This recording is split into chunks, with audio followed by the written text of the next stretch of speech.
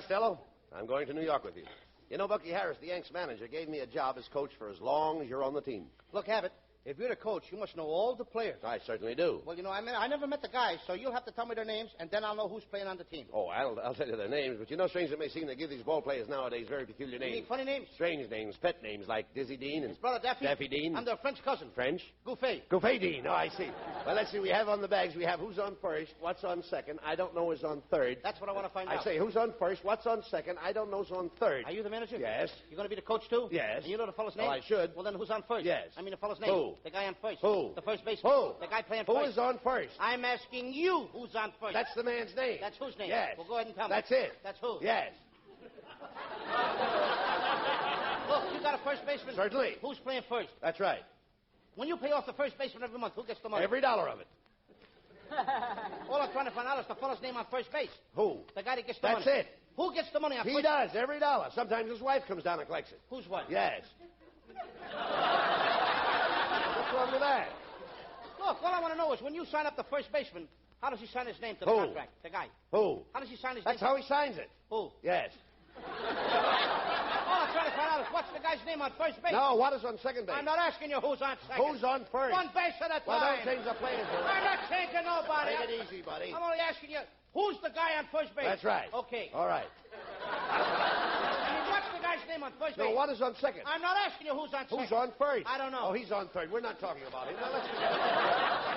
Now, how did I get on third base? Why, you mentioned his name. If I mention a third baseman's name, who did I say is playing third? No, who's playing first? What's on first? What's on second? I don't know. He's on third. There I go, back on third again.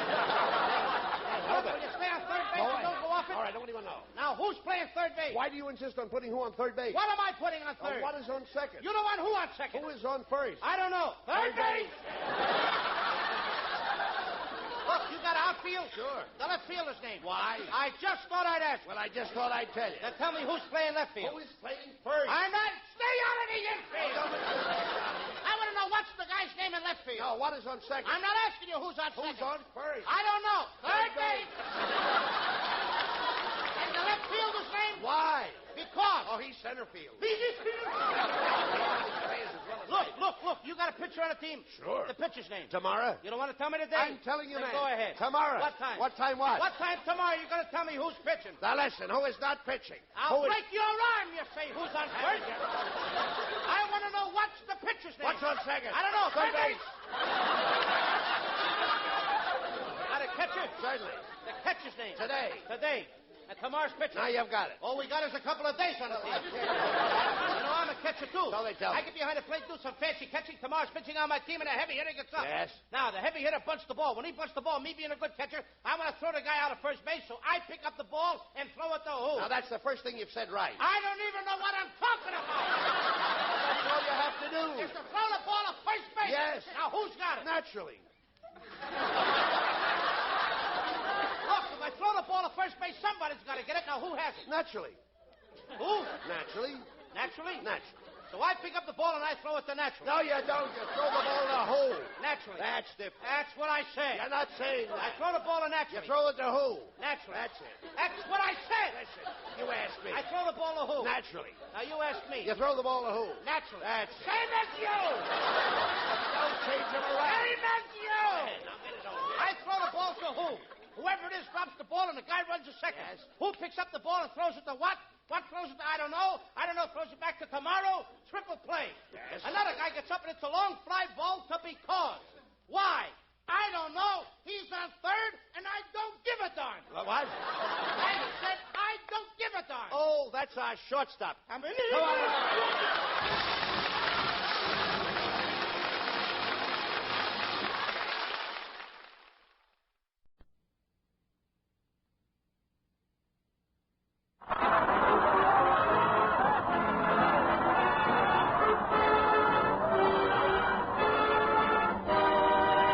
The Abbott and Costello program.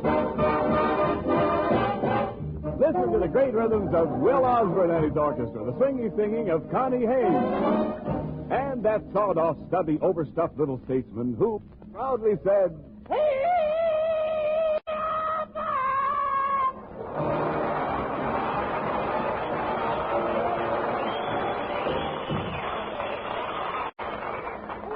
Hey, Costello, calm yourself. Oh, Why yeah. are you so excited? Hey, Abbott, I think the war is over. Oh, that's silly. What makes you think the war is over? I just heard the lady next door talking back to her maid. Oh.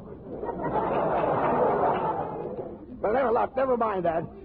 Yes, look. Never mind that, Lou. Look. You know, we've got to drive out to the 8 to the Bar Ranch to see the Andrews sisters. Now, did you borrow Ken Niles' car? Oh, yeah, I borrowed it just like you told me. Well, that's swell. But I had a terrible accident, Abbott. What do you mean? I upset it.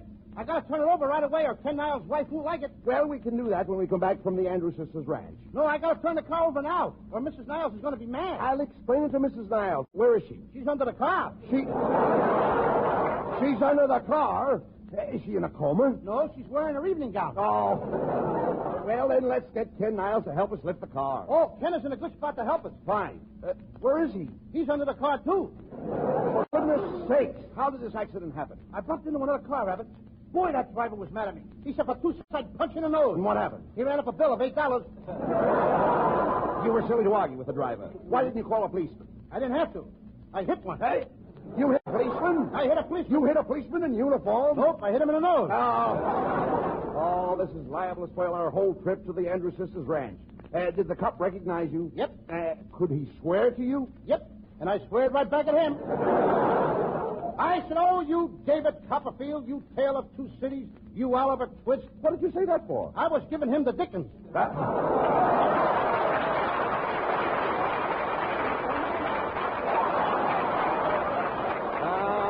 This is a fine thing. Now I have to straighten you out with that policeman. Where is he? He's under the car, too. What are they all doing under the car? Have you looked for an apartment lately? Oh, here comes Mr. and Mrs. Niles. Better beat it, Costello. No, you don't. You fat-headed, flabby, car-flipping fool. Do you realize you left me out there under the car holding up my rumble seat? Don't stand there like an idiot. What have you got to say? Good morning, Mrs. Niles. Don't good morning me. Good night, Mrs. Niles. That day went fast, didn't it? Costello, why did you leave Mrs. Niles under the back seat of her car? Well, isn't that where they always keep the crank? Don't Kenneth. You had it coming, Mrs. Niles. Now, be nice, Lou. Kenneth, say something. All right. Just a minute now, you worm. That's Don't enough. you... All right. Yeah, please. Go ahead. Ball me out, kid. All right. You're supposed to. Don't you try to wiggle out of this. What about me? Look at my suit. I'm a mess. Niles, without looking at your suit, you're a mess. But look at the spots all over my suit. Well, throw away the suit and wear the spots. Oh, Costello, I've had enough. We're going out to get the policeman and sue you for damages. Damages? But, Mrs. Niles, did you get hurt? Did I get hurt? I have a big scratch on my crazy bone. Put your hat on and nobody will notice it. Oh, come, Kenneth. Hey, come on, Abbott, think fast. I got to get out of here before they come back with the cops. Oh, you can cause more trouble. We were going to the 8th of the Bar Ranch to ask the Andrews sisters to appear on our and you wrecked the car we were going to use. Well, now we'll have to rent a car. Well, let's get another car. We'll have to. Well, where can we get one? You drive. Me drive? No, you drive. I said I drive. You don't drive it. I drive it. Drive what? You drive. Why should I drive when you want to drive? I'm going to drive. Look, Costello, I'm renting a you drive, and I drive it. Oh, then we both drive it. No, we do nothing of the kind. I drive. When I say you drive, I don't mean you drive. I mean that I drive, although it's a you drive. When you say you drive, you don't mean me drive? No. You mean you drive because I don't drive? Now you got it. Now I don't even know what I'm talking about. Now look, Abbott. You go to a place and you're going to rent a car. Yes. You are driving the car? Yes. Where am I sitting? You are sitting right next to me. Is there a steering wheel in front of me? No. And you're positive that I am not driving? I'm positive. And you are driving the car? Yes. All right. What kind of a car are you driving? You drive. Somebody better be driving. No, look. Please. I'm trying to explain this. We go and rent a car. Right. Now, where are we going to get it? You drive company. Now I drive company.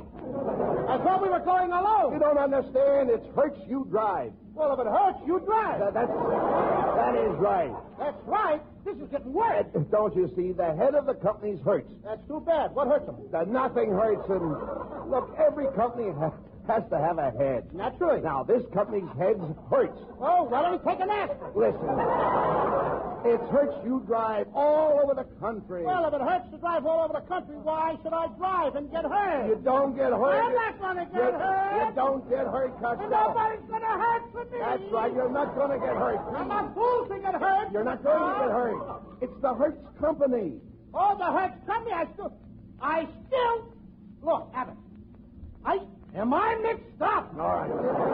It's very simple. Look, Abbott. Thank you, boys. All Thank you. right, Look, Abbott. Now, I don't want to hurt nobody. will you listen to me, please? The man's name is...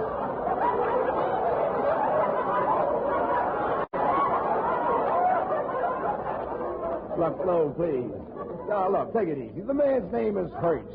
He rents cars. You drive. It's the you drive all over the country. You drive all over the country? Yeah. Not with that OPA, brother. What are you talking about? That's why I can't go. OPA. What do you mean, OPA? Only a puny A car. Get out of here!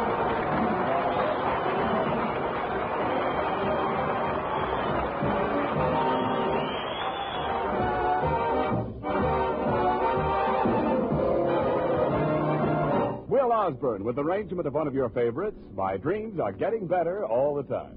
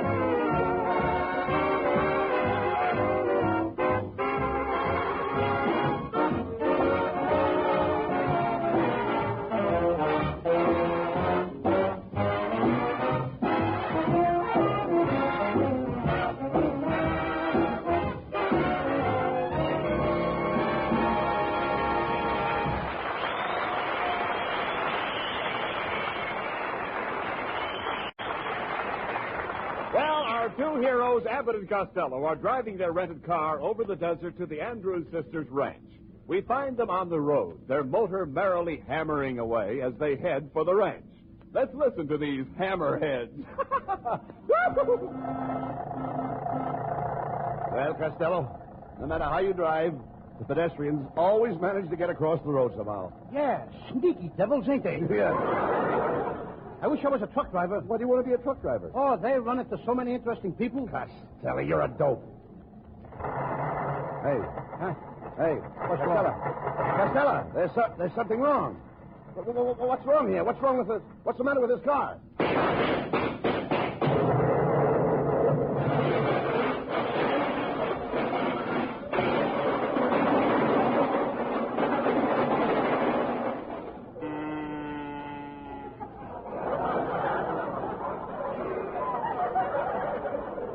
Out of gas.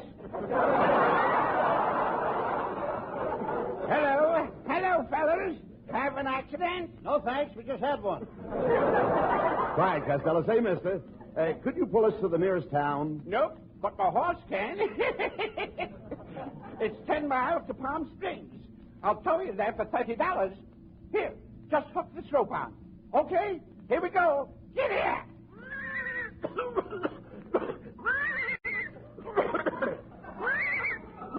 I think the horse is hoarse. You know, Costello, that guy is a gyp. Imagine charging us $30 to pull us 10 miles. Don't worry, Everett. I'm getting even with him. How? I got our brakes on.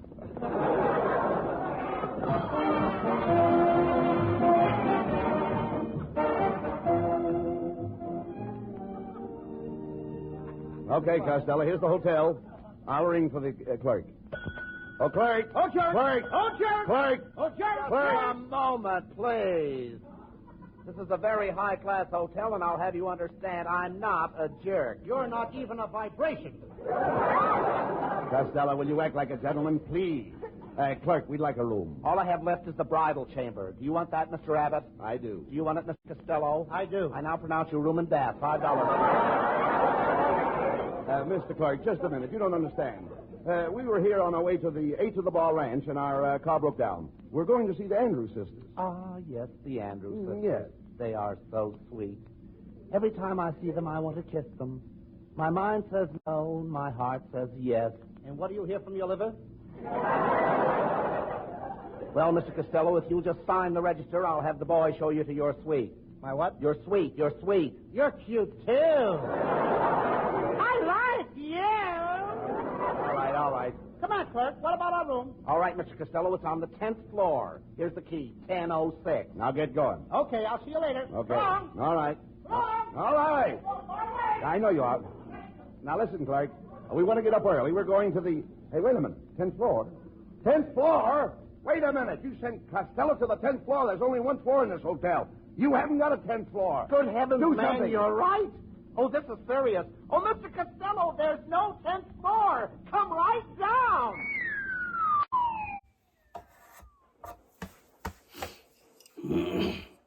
This little guide that I'm using, this 1x1 aluminum angle,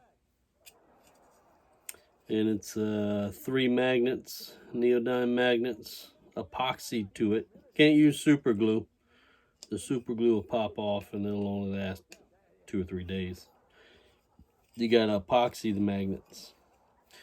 But these things are not 90 degrees. It's like 89.45 degrees. So gotta put a piece of tape on there to get it to set up, and put pressure down on this corner to get exactly 90 degrees. But they are awesome. Japanese pull saw guides. I use this one for bigger stuff. I just made this one just for this project. I made it the day before I started working on it. And it's perfect for a regular 1x4. It's awesome. Japanese pull saw on the ends to make these tenons. They're exactly the size that I need.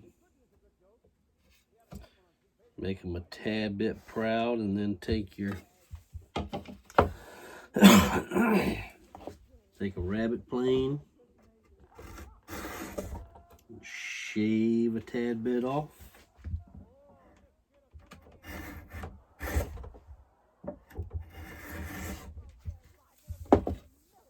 Until you get it to where you want it. Look at that. That is nice. It's perfect. I learned when I did the first one that since I don't have long clamps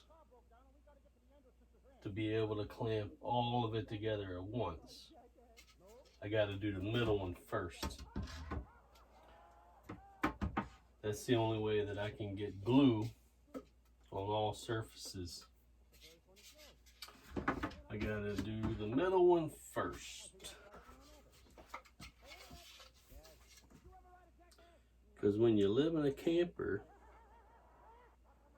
you don't have a lot of space, so clamps take up a lot of space.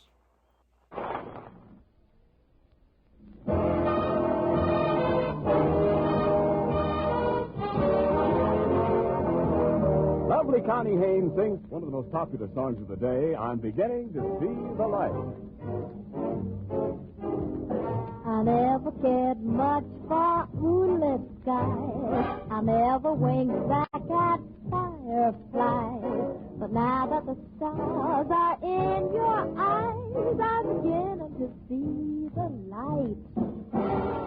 I never went in for afterglow, a candlelight on the mistletoe. But now when you turn the lamp down low, All right.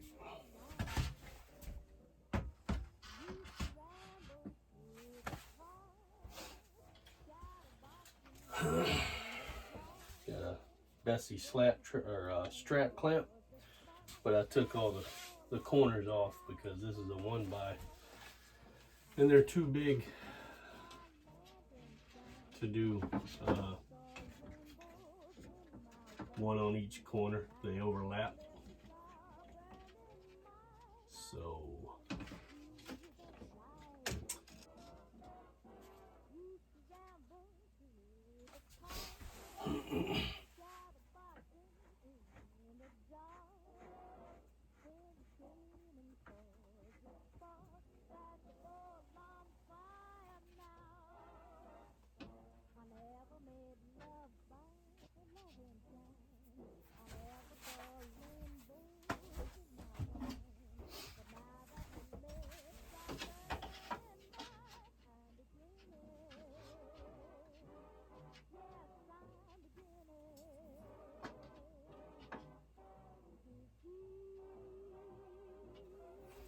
and that's nice. The fit that you get from using hand tools versus power tools.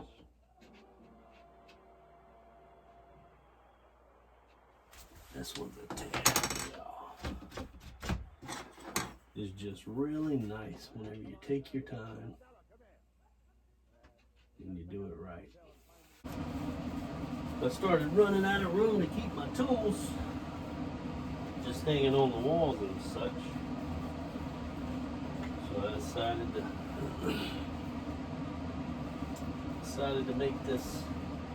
I had a regular nice little turntable that I could turn and put stuff on. But yeah, I decided to make this right by my couch.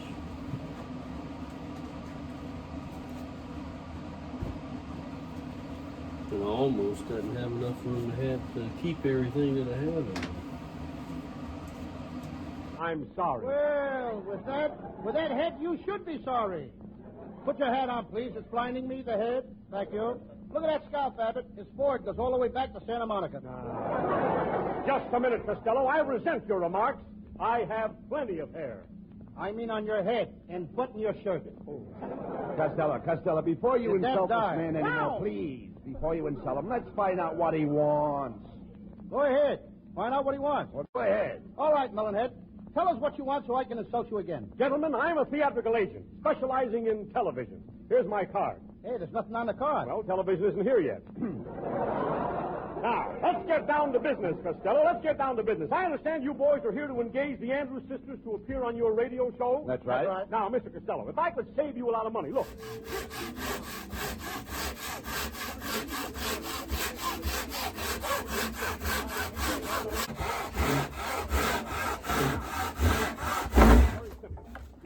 This would cost you $15,000, but I happen to represent the original Andrews brothers. The Andrews brothers. Who are they? A great act. And the Andrews brothers. The Andrews brothers will only cost you $12.50. Do you know what that means? Yes, that means they must be lousy. Will you shut up, Costello? Mr. Melonhead, how can you afford to sell the Andrews brothers so cheap? Oh, I was caught by the price stealing. You see, think of it, boys. The three Andrews brothers for $12, and that's less than $5 a brother. Where can you buy brothers cheaper than that? I can buy the Smith brothers for a nickel. All right, Costello. Stop.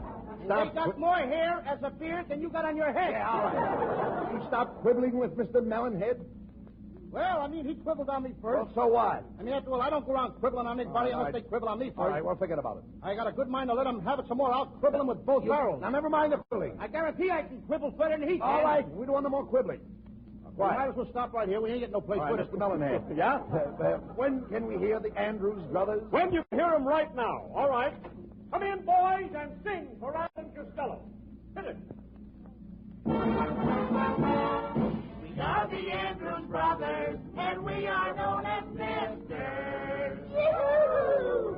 We'd make much more money if we were only sisters. Well, Costello, what do you think of the three Andrews brothers? Well, it could be worse. How could they be worse? There could be four of them. Now, wait a minute, Costello. Let's not pass judgment until we hear the boys sing something else. Do you boys know Apple Blossom Time? Do they? Of course they. Boys, go ahead, hit it. Sing the medley. I'll be with you in Apple Blossom Time. Sounds more like apple cider time. I'll be with you and change your name to mine. They'll have to change more than their names if they want to get on this program. Hit it, boy.